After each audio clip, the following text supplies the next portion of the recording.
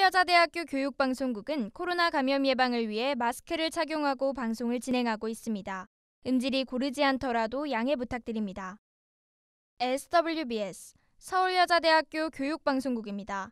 서울여자대학교 교육방송국은 창립 이래 지덕술의 교육 이념을 구현하고 진리탐구와 교양 함양을 목적으로 설립됐습니다. 서울여자대학교 교육방송국은 하루 2차례의 방송을 통해 서울여대인에게 봉사하며 유익하고 즐거운 방송을 위해 노력하고 있습니다. 그럼 지금부터 9월 14일 화요일 슛동라를 시작합니다. 여기는 진리의 소리, 젊음의 소리, 서울여자대학교 교육방송국입니다.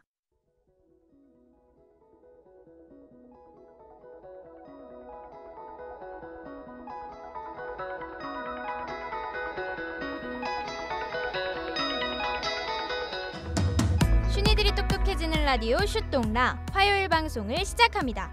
안녕하세요, 손지우입니다. 안녕하세요, 백채원입니다.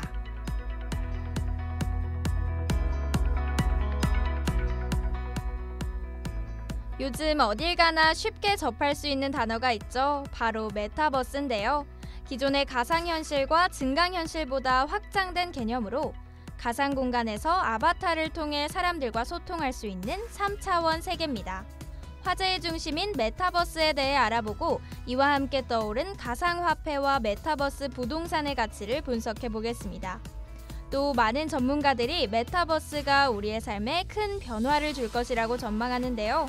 오늘 백채원 기자와 함께 메타버스가 미칠 영향과 나아가야 할 지향점에 대해 이야기 나눠보겠습니다.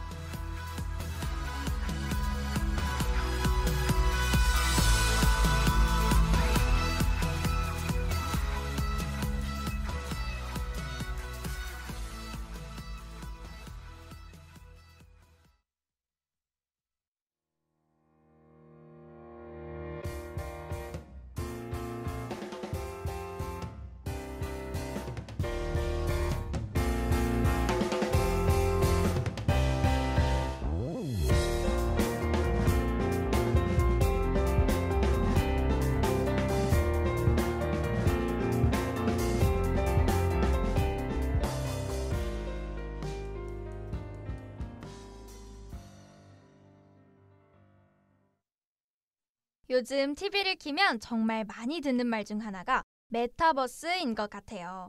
메타버스, 이 단어에 대해 모르면 시대의 흐름에 뒤처질 것 같은 느낌도 드는데요. 기자님, 메타버스가 무엇인가요? 네, 메타버스는 초월하다는 의미의 접두어 메타와 세계를 뜻하는 유니버스를 결합한 합성어인데요. 인공지능이나 사물인터넷, 블록체인과 같은 첨단 정보통신 기술을 접목해 새로운 가치를 창조하는 가상세계를 말합니다. 아, 그렇군요. 사전적인 정의만 들으면 조금 어려워 보이는데요. 그런데 이 메타버스 사실은 생각보다 어렵지 않습니다. 요즘 10대 청소년들 사이에서 이 메타버스가 그렇게 유행이라고 하는데요. 네, 맞습니다. 코로나로 인해 학교에 가지 못하는 청소년들이 메타버스를 통해 자신들만의 학교를 만들어 등교하고 그곳에서 친구들과 소통합니다. 대학생도 마찬가지인데요. 최근 순천향대학교는 메타버스를 통해 입학식을 진행했다고 합니다. 이 밖에도 많은 가수들이 메타버스를 이용해 콘서트를 진행하며 팬들과 소통하고 있습니다. 가상세계에서 열린 국내 유명 아이돌 그룹 블랙핑크의 팬사인회는 전 세계에서 4,300만 명이 몰려왔다고 합니다. 정말요? 말 그대로 현실의 제약을 초월한 디지털 공간이 새로운 세계를 만들었네요.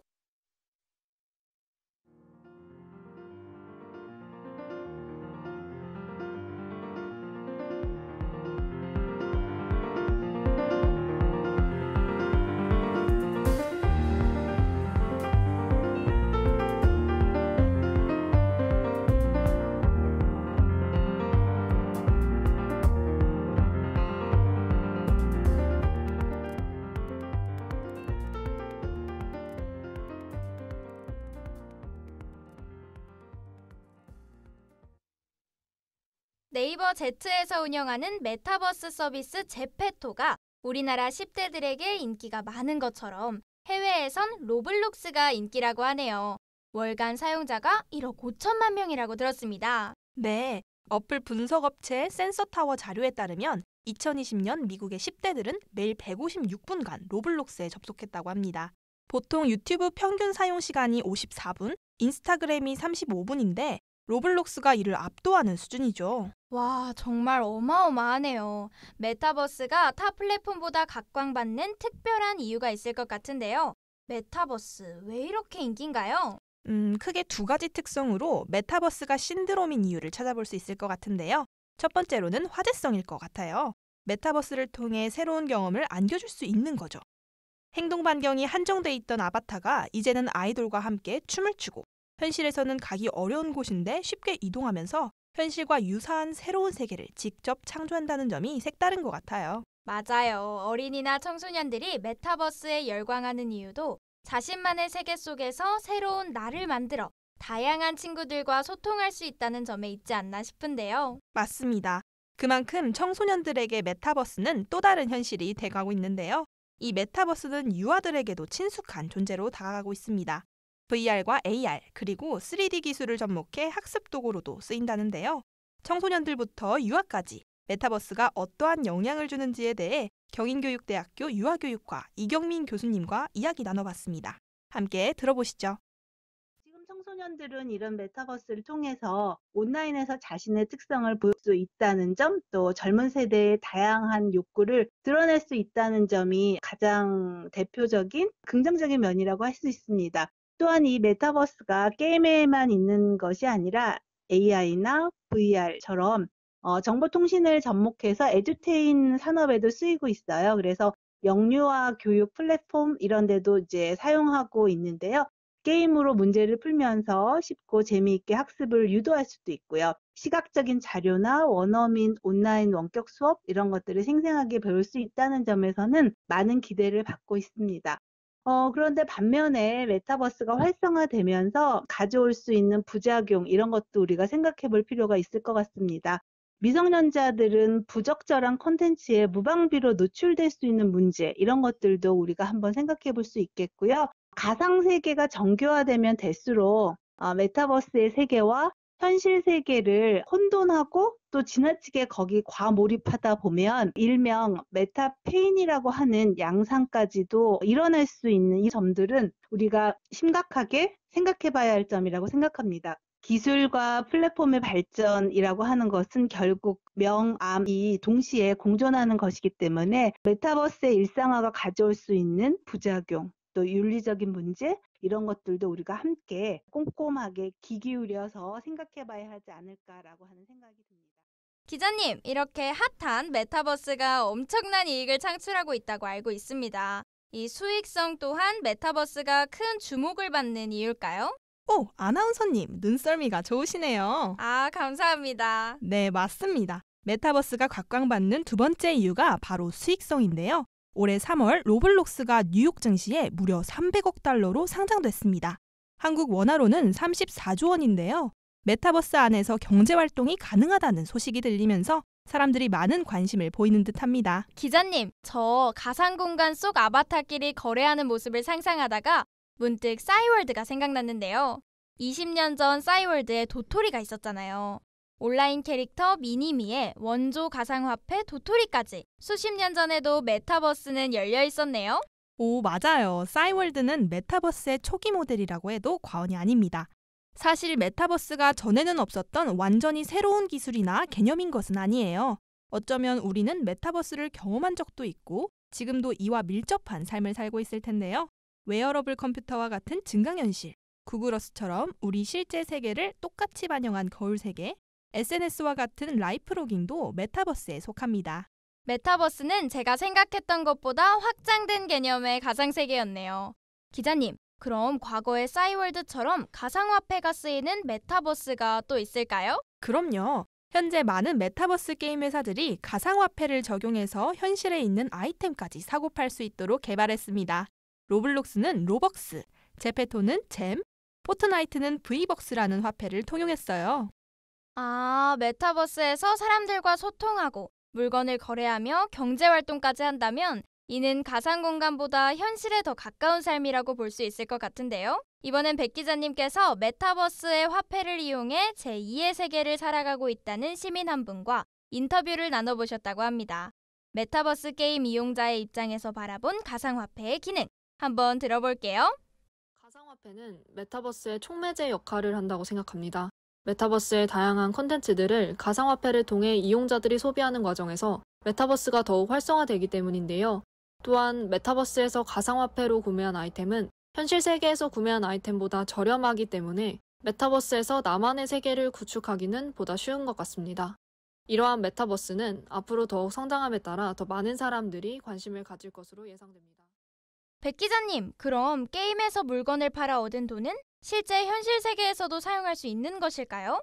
가상 공간의 돈을 현실에서도 사용할 수 있는 화폐가 암호화폐인데요. 사실 메타버스에 이 화폐를 적용한다는 발표는 있었지만 실질적으로 암호화폐를 통용하는 메타버스는 아직 없습니다. 게임 내에 자체 캐시가 이미 존재할 뿐만 아니라 패치 오류나 아이템 자산과 관련된 개개인의 손해분에 대해 게임사가 법적 책임을 떠안을 수 있기 때문이죠. 아, 그러네요. 생각해보니 게임사는 단독 법적 책임을 우려하기에 큰 위험 부담으로 작용할 수 있겠군요. 아니, 근데 메타버스로 땅을 살 수도 있다면서요. 사실 부동산 거래가 가능하다고 들어서 암호화폐의 통용도 가능할 줄 알았거든요. 오, 맞아요. 아나운서님, 그 어스2 말씀하시는 거죠? 네네, 맞아요. 그 화제의 가상 부동산이요. 아, 네. 어스2는 실제 위치 정보를 기반으로 토지를 소유, 구매 및 판매까지 할 수 있는 행성의 디지털 복제품이에요. 아, 그래서 이름도 어스2, 제2의 지구 말하는 거 맞죠? 맞아요. 역시 눈썰미가 좋으십니다. 이 어스2는요, 지구를 잘게 쪼개 땅을 사고 팔 수 있도록 구축된 메타버스입니다. 일종의 타일이라고 볼 수 있을 텐데요. 타일의 가격은 나라 위치에 따라 천차만별입니다. 구매한 땅을 경매하면서 시세 차익을 얻는 것이죠. 근데 생각보다 시시한 이익이 아니에요. 3만 원에 팔린 프랑스 에펠탑은 지금 170만 원이 됐습니다. 6만 원에 팔린 청와대 땅은 몇 달 사이 1,500만 원까지 올랐다고 해요. 와, 많은 사람들이 주목을 하고 거래를 하면서 가치가 많이 오른 듯하네요. 그래서 메타버스가 제2의 비트코인이라는 별명도 얻은 것 같은데요. 실제로 어스2에 대해 잘 알고 계신 시민 한 분과 저희가 이야기 나눠봤습니다. 가상부동산에 대한 시민의 의견 함께 들어보시죠. 저와 매우 가까운 지인이 가상 부동산 플랫폼으로 여의도 쪽에 있는 땅을 샀다는 말을 처음 들었을 때 사실 무의미한 일인 줄 알았어요. 100만 원을 투자해서 강남 쪽에 건물도 샀다는 소식을 듣고 정말 투자 가치가 있나? 의문이 들었습니다. 그런데 가치가 1,200만 원대로 상승했다고 그러더라고요. 최근 메타버스 열풍이 불면서 이거 전망이 있겠다는 생각에 저도 투자하고 싶어지더라고요. 나중에 메타버스가 활성화되면 많은 사람들이 관광을 할 것 같은데요. 그래서 문화사업과 교육 부분에서 수익을 창출할 수 있지 않을까 하고 기대합니다. 이렇게 메타버스는 우리의 생활 스타일, 경제 활동, 그리고 사회 구조를 완전히 바꿀 강력한 잠재력을 갖춘 듯합니다. 메타버스, 우리의 삶에 가져다줄 긍정적인 영향은 무엇이 있을까요? 네, 신속성과 효율성을 꼽을 수 있을 것 같은데요. 현재는 아바타를 통한 놀이, 업무나 소비, 커뮤니케이션이 큰 주목을 받고 있지만 향후 시스템이 고도화되면 범위는 확장될 것이라고 봅니다. 높은 정확성과 안정성을 필요로 하는 사무 업무나 경영 방식 등으로 영역이 넓어지는 거죠. 아, 기업의 생산과 공급 측면에서도 변화가 있을 것 같네요. 모든 것이 자동화, 무인화되지 않을까 싶은데요. 그쵸. 인력이 최소화되고 상주 또한 불필요해지면서 비용 절감 효과도 볼 수 있을 것이고요. 행정 측면에서도 민원 업무를 빠르게 원격으로 처리하거나 공공시설을 더욱 편리하게 활용할 수 있는 가상공간이 활성화될 수 있을 거라고 예측합니다. 본격적인 언택트 라이프의 시대가 열리겠네요. 그렇지 않아도 코로나19로 언택트 산업이 크게 성장했잖아요. 비대면 사회에서 생존하기 위해 시작된 언택트 기술이 오히려 미래의 메타버스 사회를 앞당기고 있네요. 그렇죠. 그뿐만 아니라 비대해진 도시화의 부작용을 경감하고 기후변화에 대한 탄소 저감 등의 과제를 해결하는 데도 긍정적인 영향을 미칠 것으로 전망합니다.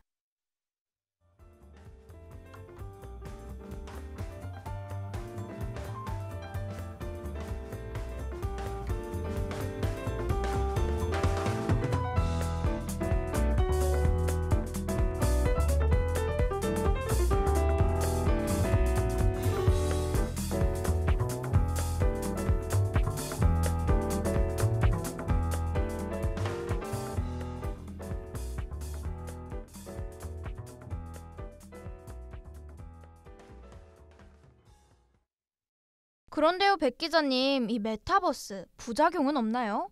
호평이 이어지면서 긍정적인 면만 강조되는 건 아닌가 싶어서요. 사실 메타버스의 출현으로 낳게 된 문제점이 있습니다. 첫 번째로 익명 아래 감춰진 아바타들 사이의 욕설과 성희롱, 인종차별이 문제입니다. 특히 현 메타버스의 주 이용층으로 꼽히는 10대들이 범죄에 노출될 가능성이 크죠. 실제로 제페토에서는 익명의 이용자가 아동에게 제기한 성희롱 발언으로 구설에 오른 적도 있어요. 모든 게임에 해당될 수 있는 문제점이긴 하지만 이 메타버스는 이야기가 조금 달라질 수도 있을 것 같아요. 또 다른 나를 표현한 아바타잖아요. 아이돌 그룹과 똑같이 생긴 아바타도 결국 실제 인물을 표현한 건데 디지털 범죄로부터 보호를 받을 수 있어야 할 것 같아요. 그렇죠. 또 메타버스에서 아바타로 생활하는 동안 개인정보가 운영자에게 수집될 가능성이 높아요. 인권 침해에 대한 우려점도 있는 거죠. 그리고 이 메타버스를 사용할 줄 모르시는 분들도 많을 것 같은데요. 맞습니다. 기기 사용이 익숙하지 않은 고령층은 자연스레 메타버스 플랫폼에서 소외될 가능성이 크죠. 향후 메타버스로 촉발될 세대 간 격차도 해결해야 할 문제점입니다. 이 밖에도 경제활동에 대한 과세, 현실 도피와 중독 문제도 발생할 수 있고요.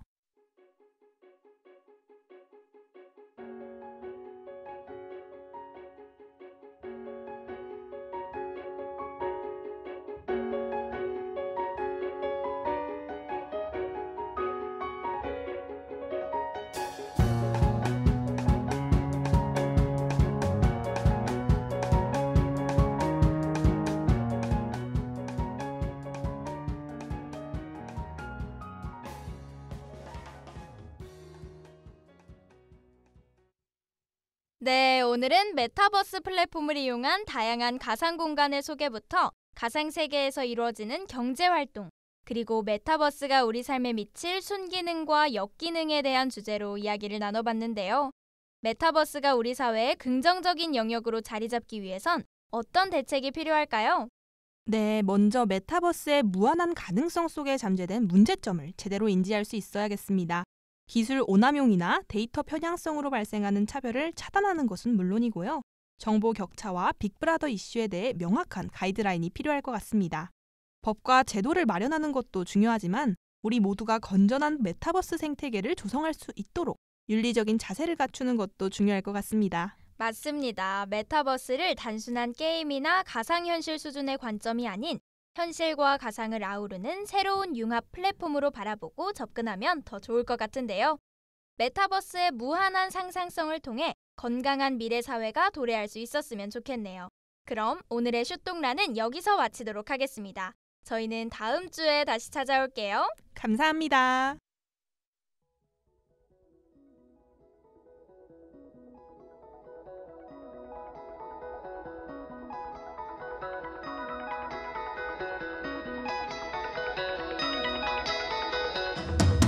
이상으로 슈니들이 똑똑해지는 라디오 슈똥라를 마칩니다.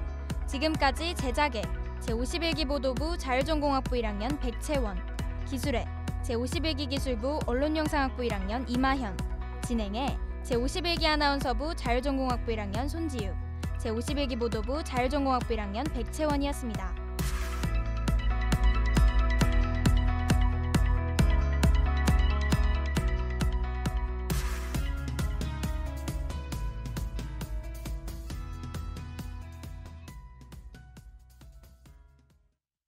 지금까지 여러분께서는 SWBS 서울여자대학교 교육방송을 들으셨습니다.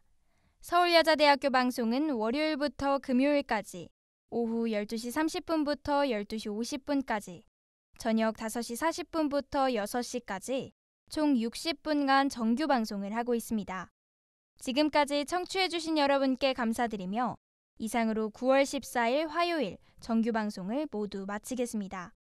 여기는 진리의 소리, 젊음의 소리, 서울여자대학교 교육방송국입니다.